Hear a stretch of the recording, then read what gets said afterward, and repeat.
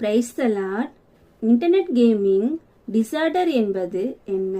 குழந்தைகள் மற்றும் வளரும் இளம் பருவத்தினரை அடிமையாக்கி கடும் பாதிப்புக்குள்ளாக்கும் ஆன்லைன் விளையாட்டு தான் இது. வீடியோ கேம் மற்றும் சமூக வலைத்தளங்களில் அதிக ஈடுபாடு என்று ஆரம்பிக்கும் இந்த பழக்கம் காலப்போக்கில் மன அழுத்தம், தற்கொலை எண்ணம், உடல்நல குறைபாடுகள், படிப்பில் அல்லது வேலையில் கவனம் செலுத்த முடியாத நிலை, வேறு எந்த விஷயத்திலும் கவனம் இல்லாமல் இருப்பது, வேறு எந்த விஷயத்திலும் ஆர்வமில்லாமல் இருப்பது மற்றும் உடல் பருமன் என்று பல பிரச்சனைகளை அடங்கியது.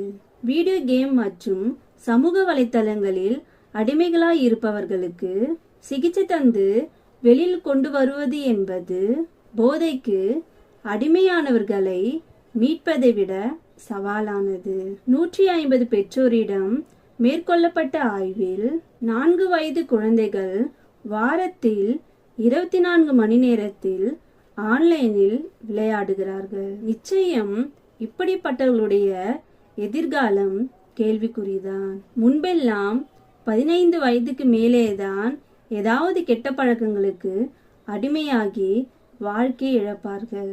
ஆனால் இன்று செல்போன் மூலமாக 2 வயதிலிருந்தே மனுகுலத்தை சாத்தான் கட்டி போடுகிறான். வெளிப்படுத்தின விசேஷம் 12ஆம் அதிகாரம் 12ஆம் வசனத்தில் பிசாசானவன் தனக்கு கொஞ்ச காலம் மாத்திரம்தான் உண்டென்று அறிந்து மிகுந்த கோபம் கொண்டு உங்களிடத்தில் இறங்கினபடியால் உங்களுக்கு ஆபத்து வரும் என்று சொல்லப்பட்டுள்ளது.